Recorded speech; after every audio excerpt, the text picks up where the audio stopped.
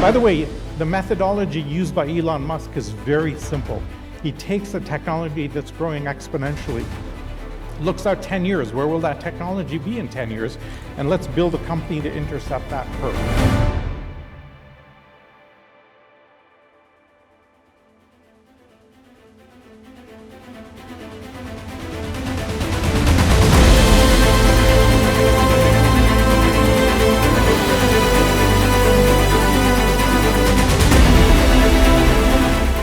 It goes all the way back to Buckminster Fuller, who said you can't fix an existing system, you have to build a new system at the edge and let that become the new gravity center.